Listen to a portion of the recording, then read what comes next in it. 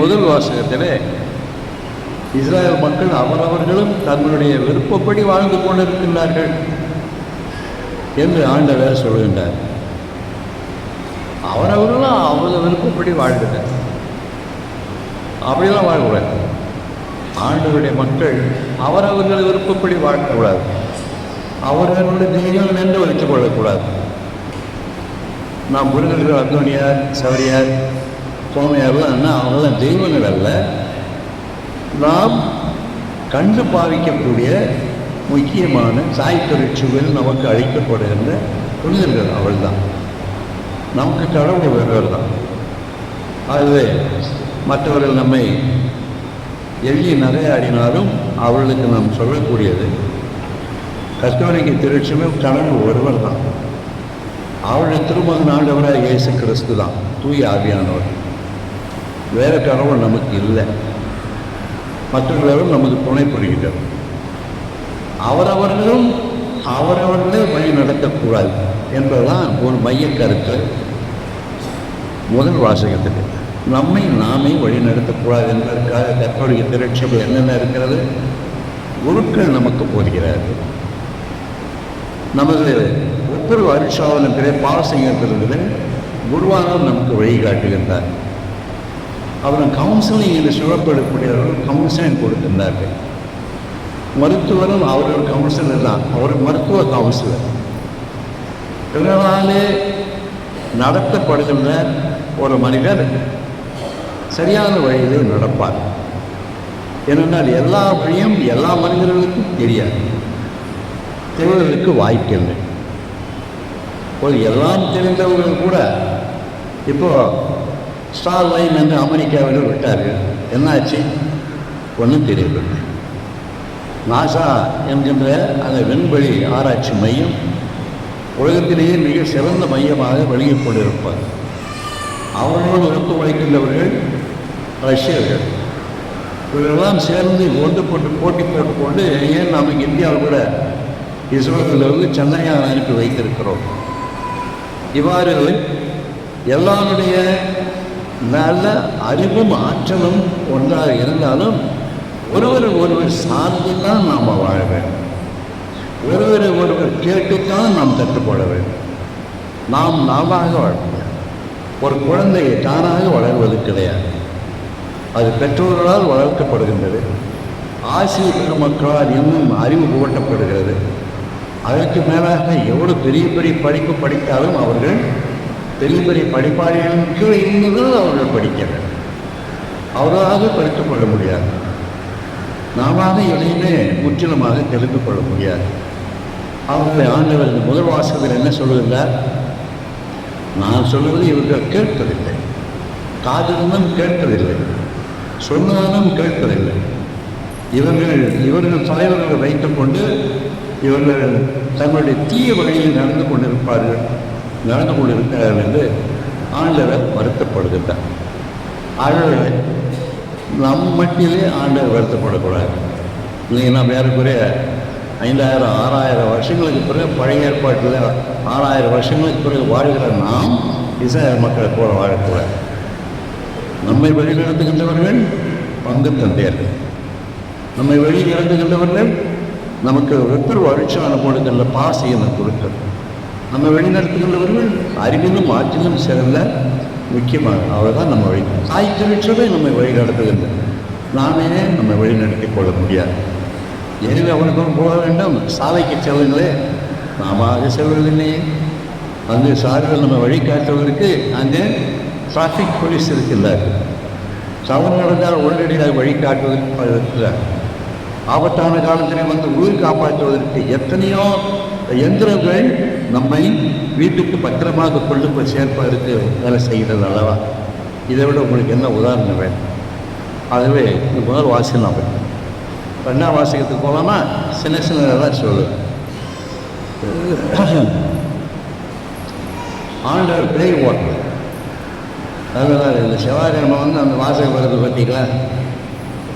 ஆண்டவர் பேய் ஓட்டினா பேர் ஒன்று இருக்குதா அப்படின்னு எல்லாம் கேட்பாங்க. இருக்குதே, எங்க? நாம தான் பேய். நமக்கு தான் பேய். நாம் ஒரு பரிசுத்தமான நம்ம நினச்சிட்டு இருக்கோம். பேய்னா என்ன? தீய அருவி, தீய குணங்களை ஒழிது, மற்றவர்களை கெடுக்க வேண்டும் என்று ஒரு எண்ணம். ஆகவே மற்றவர்களை கெடுக்க வேண்டும் என்று எண்ணம் உடையவர்கள் எல்லாருமே பேய்கள் தான், பிசாசுகள் தான். ஒரு சில பேர் நல்லாவே இருக்க மாட்டாங்க. காலையில் எழுந்து சாயங்காலம் போகிற வரைக்கும் ஏதாவது மற்றவர்களை எப்படி காவ வரலாம், எப்படி திட்டம் போட்டு அவங்களை அழிக்கலாம் என்று சமீபத்தில் நடந்த அந்த ஒரு கொலையெல்லாம் பிடிக்கும் ஆபத்தில். மற்றவர்கள் எப்படி வஞ்சிக்கலாம் என்று சொல்லுகிறவர்களோ அத்தனை பேரும் பேய்கள். இப்படி அந்த நேரம் நாம் வெட்டி கொள்ளும் பொழுது, ஆண்டவரே எங்கள் வீட்டில் எங்கள் சுற்றுப்புற சூழலில் பேயெல்லாம் இருக்கிறது, அதை ஓட்டுங்கன்னு சொல்லி அந்த நேரம் கேட்கக்கூடாது. நாம தான் பேய், நம்ம முதல்ல எப்படி அந்த நேரம் கேட்டுக்கணும். ஆண்டவரே பேய் குணமுள்ளவன் நான், யாரிடமும் அன்பு செலுத்துவதில்லை, பேய் யாரையும் மதிப்பதில்லை, நீ ஒரு பேய், யாருக்கு சகோதரனாக சகோதரியாக நீ பார்த்தது பயங்கர மியூசிக் சாசன். நம்மை போல பேய் யாருமே கிடையாது. பேய்க்கு ஒரு கருத்து உருவம், ஒரு கொம்பு என்றெல்லாம் விருப்பம் நான் செய்து கொண்டு இருப்பேன், அதெல்லாம் கற்பனை. நாம தான் மற்றவர்களுக்கு பேய். மற்றவர்கள் வாழ விடாமல் செய்து கொண்டு இருக்கின்றோமா? பேய். மற்றவர்கள் வளர விடாமல் இருக்கின்றோமா? பேய். மற்றவர்களிடத்தில் பகைமை கொண்டாடுகின்றோமா? பேய். ஆகவே இந்த பேயும் தன்னவனும் இருக்கின்ற நம்மத்திலே பேர் ஒன்று வேறு ஒன்று இடத்தில் நரகத்தில் இருந்து அந்த இடத்துல வர வேண்டிய அவசியமே இல்லை. நமக்கு நாம் தான் பேய்கள்.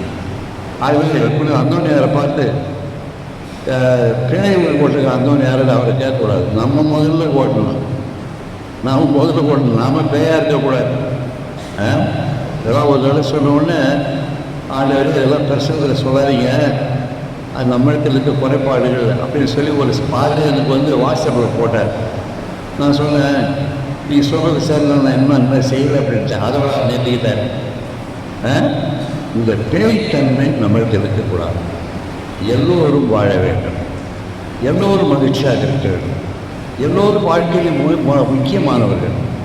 அதனால தான் ஆண்டவர் இந்த உலகத்தில் படிச்சிருக்கிறார். நம்ம தேவை இல்லைன்னா ஆண்டவர் கொண்டாட மாட்டார். நான் இந்த உலகத்திற்கு தேவை, அவருக்கு தேவை, தாய் திருச்சபைக்கு தேவை, இது தாய் திரு நாட்டுக்கு தேவை என்பதனால தான் நம்மை மனிதர்களாக உருவாக்கியிருக்கிறார்.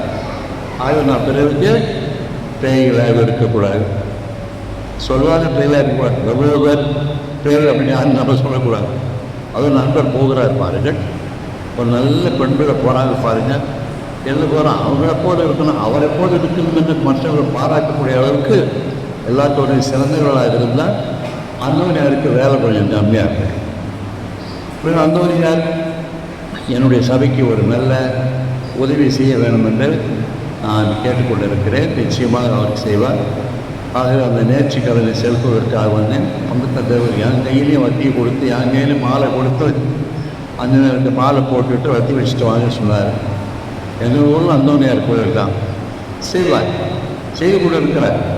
அந்த புனிதன் நம்மை முழு மனிதர்களாக வளர்க்க வேண்டும் என்று முதல் போல அந்த கோரிக்கையோடு நம்ம அவர்கிட்ட வைப்போம். நாம் முழுவதும் மற்றவர்களாக ஒழுங்க போயிடும், அதுதான் முக்கியம். அன்புடைய சகோதரர்களே, இதை விட பெரிய நற்செய்தி நமக்கு தேவையில்லை.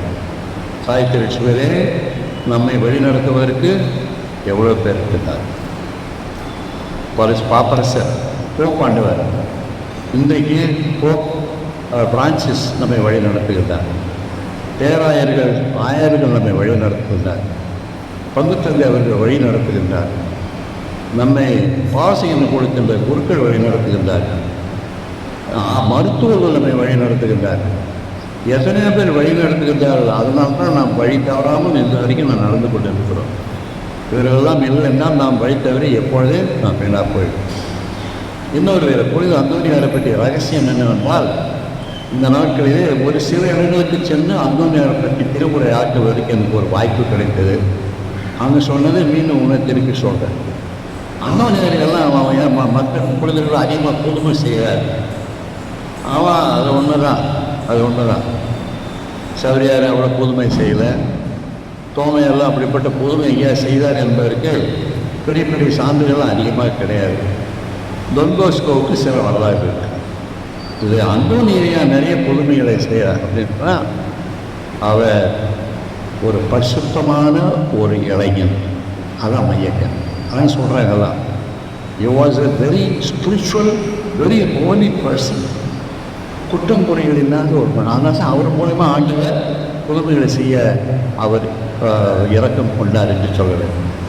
ஸோ அவர் ஒரு ரிலீஜியஸ் ஒரு அர்ப்பண வாழ்வில் ஈடுபட்டு கொண்டுள்ள கற்பு ஏழ்மை கீழ்ப்படுகிற வாழ்க்கை பாடுகளை கொடுத்து அதன் பிரகாரம் பிரமாணிக்கமான ஒரு மனிதர்.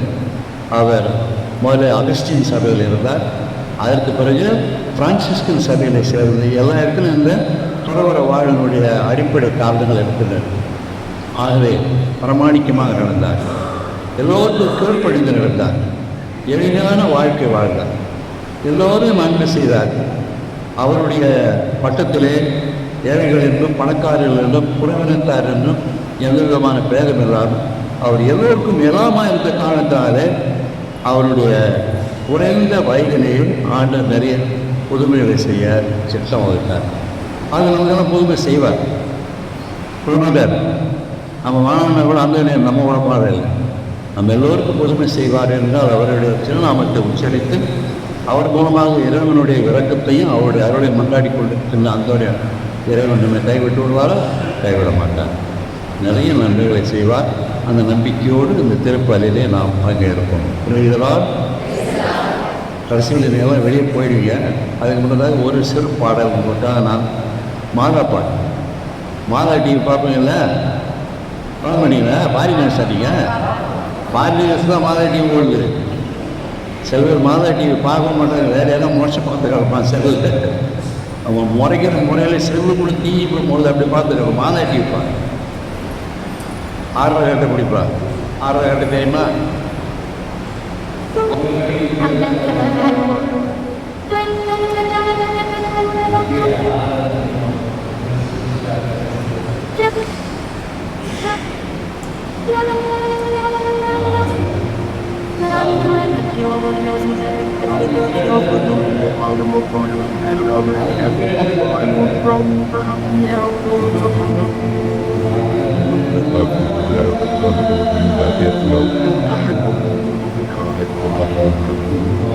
சுமந்தவளே யாரு? வியாகுல அன்னை. ஏன்னா முறைச்சி பார்க்குறீங்க, பயமாகிடு. மாதாவை நேசிங்க. மற்ற யாருமே சொல்ல விட்டு போயிடாத. மற்ற சபைகளில் சேர்ந்து மாதா பற்றி கவலையே பட மாட்டாரு. நான் வந்து பிடிச்சி கேள்வி கேட்டுருக்கேன். இந்த பிரச்சனை வைக்கிறவங்களா அப்படின்னு பயன் அப்படின்னு என்ன மேரி மாதா உங்களுக்கு என்ன மாமியா வரான்னு கேட்பாங்க. ஏன் அப்படி கேட்குறீங்க? நீ மாதா பற்றி ஒன்றும் சொல்ல மாட்டீங்க. இயேசுத்தருடைய மாதா வந்து செய்திருப்பார்கள். அப்போ சிலவா மாதா வந்து செய்திருப்பார்கள். அவங்க புதைச்சி இடத்தை இப்போ ஆராய்ச்சி போது கண்டுபிடிச்சிருக்கிறாங்க. திறந்து பார்த்துருக்காங்க. அந்த எலும்பு கூட இல்லை, ஒன்றுமே கல்லுமறியால் மோட்சத்துக்கு ஆரோக்கியமா. அந்த அன்னைக்கு வியாபார மாதா பாட்டு இருப்பாருன்னா மாதா டிவியில் இருந்து இருப்பாங்க. ஆயிரம் குன்றம் சுமந்தவளே ஆயிரம் குன்றம் சுமந்தவளே என் ஆலையும் வாங்கிட வந்தவளே ஆயிரம் குன்றம் சுமந்தவளே அப்படி நம்பிக்கிட்டு வாங்க. பாயிரமோடு பாடுகின்றேன் அந்த பாட்டில் என்னையே நான் மறவேன்.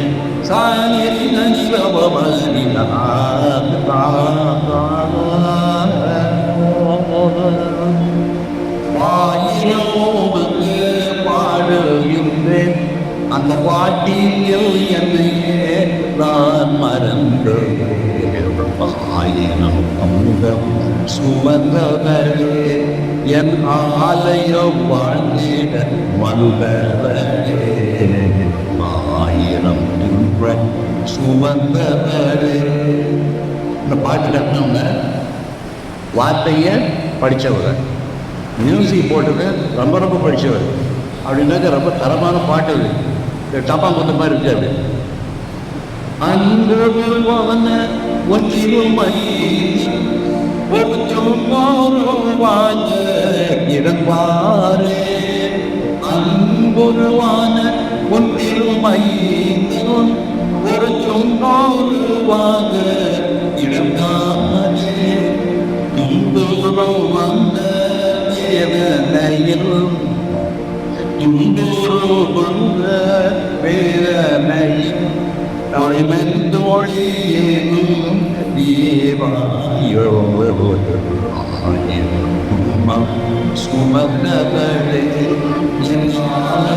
வாழ்வே வந்தவளே ஆயிரம் துன்பம் சுமந்தவளே ஆயிரம் துன்பம் சொல்ற லட்சக்கணக்கில் துன்பம் சுமந்தாலும் அவங்க அங்கே கூட வந்து ஒன்று சொல்ல அங்கே இருக்கு வேற எதுவும் அங்கே இருந்தும் கத்த வருஷம் இறக்கல அவங்க சொன்ன தாங்கி பழக்கம் இல்லை மாணவர்கள் சும தாங்கி பழக்கம் இயேசுவை தாங்கி பழக்கம் சிறுவர் அடியில் இருந்து பழக்கம் கண்ணீர் விட்டு பழக்கம் வியாபாரம் இருந்தான் அவன் பாரும் தீரும் என்போரே தண்ணீர் அலைகளோ போயவில்லை யாபுல தாயின் துளை இறந்தான் யாபுல தாயின் துளை இறந்தான் வேதனை தானும் தீரமே சுமந்த என் ஆலயம் வாழ்வேத வந்தவரே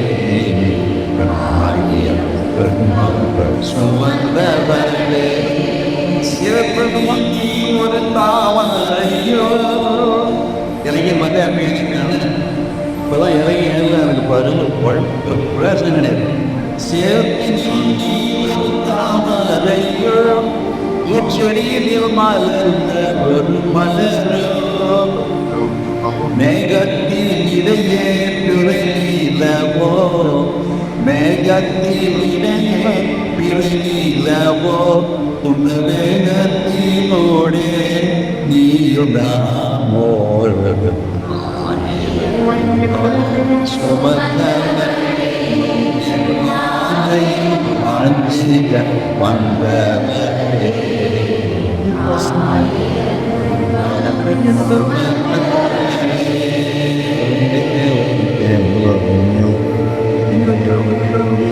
மனித வாழ்க வாழ்க வாழ்க